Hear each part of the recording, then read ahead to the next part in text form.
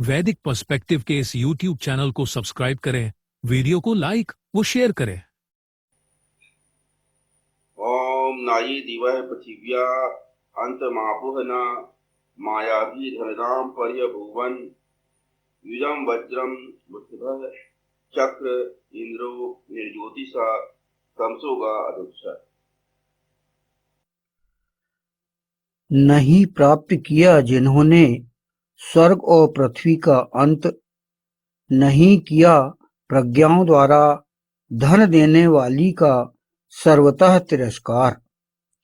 युक्त को वज्र किया वृषभ ने, इंद्रियों को वश में करने वाले ने निरंतर दोहन किया ज्योति पूर्वक अंधकार की गमन की जाने योग्य का। ऋग्वेद के पहले मंडल के 33 से दूसरा 10वां मंत्र है। क्योंकि उनकी जितनी भी चर्चा करोगे उससे आपके अंदर एक नकारात्मक विचार आएगा कि बेकार है, उससे आपको कोई फायदा नहीं मिलेगा। आप वो देखिए, जब ये कमियों की चर्चा करिए, नेगेटिव चीज की चर्चा करिए, तो उसका उद्देश्य होना चाहिए कि उस चीज को खत्म करना। नेगेटिव की चर्चा, नेगेटिव के विषय में तभी जानना है जबकि उसे खत्म करना। तो जिसको खत्म करना है उसके विषय में जानना पड़ेगा। जिस बुराई को खत्म करना है, किसी भी बुराई को बगैर जाने समझे खत्म नहीं कर सकते। तो जब खत्म करने के उद्देश्य से स्टडी करनी है, खत्म जानना पड़ेगा। पर अकारण ही उससे उसके विषय में जानना, हमें कुछ करना नहीं पर हम जान रहे हैं, तो वो चर्चा नकारात्मक। जैसे अपने से ऊपर के लोगों से कैसे व्यवहार करना है, ये हमें सीखना चाहिए, हमें आना चाहिए। पॉजिटिव थिंकिंग हमेशा काम को बनाती है, दीवार की। मेरी हमेशा से अप्रोच रही कि किसी का काम बन सकता है उसको बिगाड़ो। और कुछ लोगों की प्रवृत्ति यही होती है कि किसी का काम कैसे ना हो, कैसे बिगड़े, वो हमेशा ही वो कमी निकालेंगे। अरे इसमें ऐसा नहीं है, नहीं होगा कदम। और आदमी पहले से जानता है ये इसके पास में जाओ, ये करेगा ही नहीं,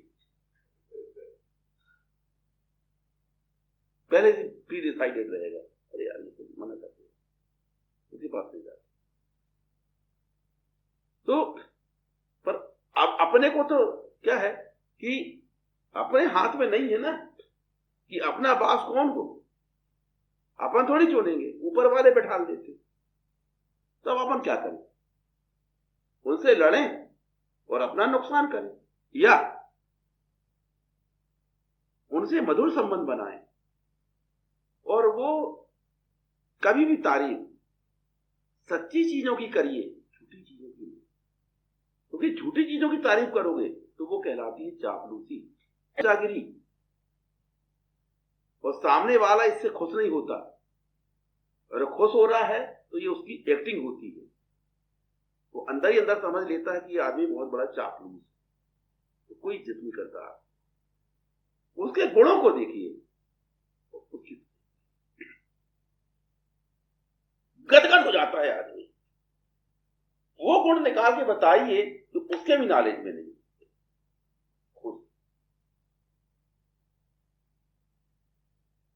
फिर आदमी जो एनालिसिस करिए और उसकी चर्चा करिए। अपने से ऊपर जो भी व्यक्ति है वो आपका हित कर सकता है, और आपको ये मैनेज करना है। आपके एटीट्यूड पर निर्भर है कि आप उससे फायदा लेते हैं कि नुकसान। उनसे उलझने में कभी आपका फायदा नहीं होने वाला। जो अपने से ऊपर है, या तो खुद प्रगति करके उससे ऊपर हो जाओ, उसके बॉस बन जाओ और फिर उससे बच जाए, या उससे एडजस्ट कर।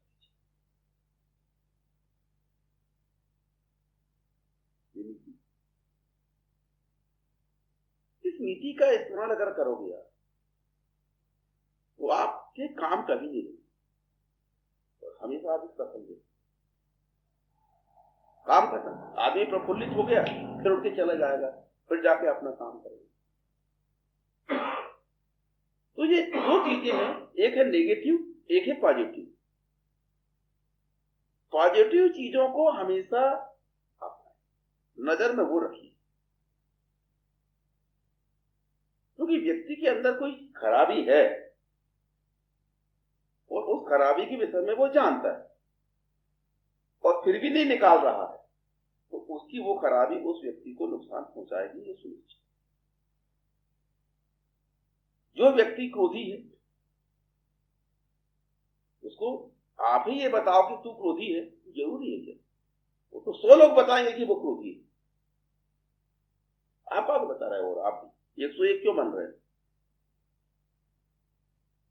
क्यों? उसको ये बताइए कि आपके अंदर क्वालिटी कौन सी, वो निकाल के बताओ। उसके अंदर कमी तो दुनिया बता रही, आप अच्छा ही बताओ, वो व्यक्ति आपको याद रखेगा। ये अपनी पॉजिटिवनेस है।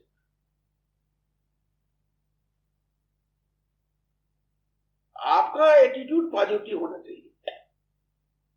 नेगेटिव व्यक्ति से भी जब बात करो तो आपका एटीट्यूड पॉजिटिव होना चाहिए।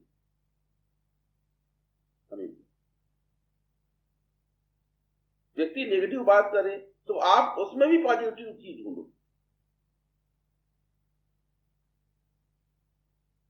अगली बात करो तो कभी निराश नहीं, क्योंकि निराशा, हताशा ये व्यक्ति के बॉडी के लिए बहुत नुकसान। हमेशा अच्छा पक्ष सोचना चाहिए किसी चीज, बुरा पक्ष नहीं आएगा सामने, देखा जाएगा, पर हम अच्छा सोचें और अपने आप को सक्षम बनाए, समर्थ बनाए, एक्टिव बनाए। हमेशा एक्शन में रहना चाहिए। वो अपने जीवन को और बढ़िया चला सकता था, और सफल बन सकता था, ताकि व्यक्ति प्रेरणा ले, प्रेरित हो और बेहतर करे। आप अपने जीवन में अगर असफल हैं तो खुद भी परेशान रहेंगे और आपसे संबंधित लोग भी परेशान, और आप अपने जीवन में सफल हैं तो आप भी खुश रहेंगे और आपसे जुड़े हुए लोग भी। और ये सब कुछ निर्भर है आपके एटीट्यूड होना चाहिए, पौरुषपूर्ण व्यवहार होना चाहिए।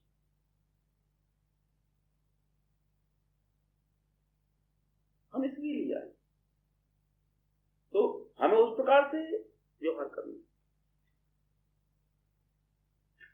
और ये जो है, कोई भी चीज जो है ऐसी नहीं है कि कठिन। सब आसान, हम ही अपने काम को सरल या कठिन बनाते हैं। हम आज दिन में ही चर्चा करें अभी कि कोई चीज कठिन क्यों हो जाती है, क्योंकि हम उसको सरल नहीं बना पाए। आप सरल क्यों नहीं बना पाए? क्योंकि हम उसके विषय में पर्याप्त नॉलेज नहीं रखते। फिर पहले से पूर्वाग्रहग्रस्त रहते हैं। जो कठिन आपने मान लिया वो कठिन हो गया। लोग तो पत्थर भी तोड़ देते। अपन देखते जो मार्शल आर्ट वगैरह की ट्रेनिंग लेते हैं, है ना, तो देखो कितनी सारी इकट्ठे ईंट रखी रहेंगी, पूरी तोड़ देंगे, चीप तोड़ देंगे, पत्थर भी तोड़ देंगे, हाथ ऐसा। और नहीं तो आप रखें लकड़ी नहीं छोड़ पाओगे। ये क्या है? सब कुछ ये मां के शरीर में जीता है। व्यक्ति उसका यूज करना जानता है कि कहां कितना संतुलित वार करना है, कैसे। इस करके जो कर रहा है उसके लिए इजी है, आसान है। जो नहीं कर पाता उसके लिए बहुत कठिन है, हाथ तोड़ लोगे आप। अगर आपको एग्जैक्ट वो सब चीज नहीं पता, नहीं सिखाई गई है, आपने नहीं सीखा है, तो आप अपना हाथ उड़ाओगे। और अगर आप प्रॉपर ट्रेंड हो तो आप ये है मनुष्य की क्षमता, दोनों ही तरफ जा सकता है। इंसान वो भी है, इंसान वो भी। तो अब आपको कैसे किस प्रकार का इंसान बनना है वो आपके हाथ में, निर्णय आपको लेना, डिसीजन आपको लेना कि परिस्थितियों के कठिन होने का रोना रोते रहना है या जीवन में आने वाली समस्याओं को सरल बना के आगे बढ़ना है। कठिन कामों को सरल बनाकर करते चले गए और सफल हो गए, आगे बढ़ गए, या एक कठिनाई को कठिनाई मान के उसके सामने रोड पे बैठ गए। क्या है? सब मनुष्य के एटीट्यूड पर निर्भर है। मानव के पास इतनी शक्ति है कि उसकी कोई सीमा नहीं है। जो काम इंसान कर सकता है वो सारे काम इंसान भी कर सकता है। क्षमता तो वही उसी की दी हुई है। तो आप अपना क्या इस्तेमाल कर रहे हो बताइए? आपका है क्या जो आप इस्तेमाल कर रहे हैं? ये शरीर भी आपका दिया हुआ है, आपका अपना नहीं। ये भी छोड़ देना, यही न आत्मा आपकी है, न शरीर आपका है, न सृष्टि आपकी है। आपका क्या है? कुछ नहीं है। तो सब कुछ किया जा सकता है, पर वही है जहां हम अपने आपकी जिन चीजों को समझते हैं वहां हमारा मुंह काम करता है और वहां से ही प्रॉब्लम शुरू। शरीर को अपना समझने लगना, आत्मा को अपनी समझने लगना, इस दुनिया को अपनी समझने लगना, मकान को अपना समझने लगना, पत्नी को अपनी समझने लगना, बच्चों को अपना समझने लगना, सबको धन दौलत को अपनी समझने लगना, ये हमारे दुख और कष्ट का मुख्य कारण होगा। ये छोड़ देगा, इसके बगैर कैसे रहूंगा। कुछ लोग अपने प्रेम में असफल होते और मर जाते। कुछ लोगों को प्रेम में सफलता मिलती है, विवाह करते हैं और फिर मरते।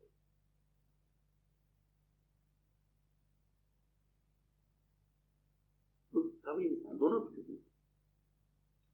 तो जो प्रेम जिसका सफलता नहीं मिली और मर गया वो सफल प्रेमी है, या जिन्होंने विवाह किया, साथ में रहे कुछ समय, एडजस्टमेंट नहीं हुआ, दोनों ने सुसाइड कर, कौन सफल प्रेमी?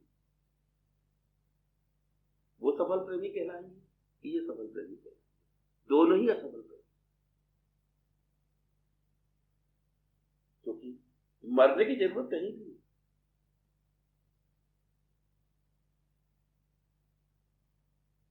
वो सफल प्रेमी ही नहीं,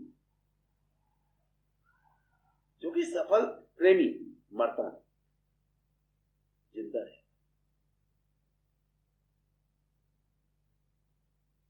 और अपने प्रेम को जिंदा रखता है। जो अपने प्रेम को पूरे जीवन जिंदा रखता है वो है सफल। मर जाने वाले सफल तो नहीं है। यही है जीवन। चीजों को आप पॉजिटिव लीजिए। बुराई में भी अच्छाई ढूंढ लेना है, बुरे व्यक्ति के अंदर भी अच्छी चीज ढूंढ लेना है और अपना काम सही करना। कोई बहुत बातूनी है यार, बड़ा बदखोर है, तो अपने मुंह से बोलता है यार, तुम्हारे मुंह का थोड़ी इस्तेमाल कर रहा है, उसका मुंह दर्द नहीं कर रहा है, तुम्हारा मुंह क्यों, तुमको क्या तकलीफ हो रही, अपने कान बंद कर लो। पर हम क्यों चाहते हैं कोई बोले ना? अगर आप नहीं बोल सकते तो अपने अंदर बोलने की कला विकसित करो। हम कहीं ना कहीं इस वजह से परेशान रहते हैं, वो जितना अच्छे से बोल सकता है हम उतने अच्छे से बोल नहीं पाते, हम उसको बदखुर बोलते। तो आपके अंदर वो टैलेंट नहीं। ये नकारात्मक सोच से काम नहीं चलता, सोच को पॉजिटिव बनाना पड़ेगा। वास्तव में हम लोगों से इसी प्रकार से त्रस्त हैं। एक्चुअल में कमी उनके अंदर नहीं, कमी हमारे अंदर है। हम व्यक्ति की नेगेटिव चीज को पिकअप कर रहे हैं, उसकी पॉजिटिव चीज को पिकअप नहीं कर रहे हैं। प्रॉब्लम उसके दिमाग में नहीं है, प्रॉब्लम हमारे दिमाग में, और हमें उसको ठीक करना चाहिए। कभी भी कोई नेगेटिव थिंकिंग को अपने अंदर मत आने दीजिए, और आए तो जरूर चर्चा करें। वो आपको, अगर आपने उसको नियंत्रित नहीं किया तो आप उसके तक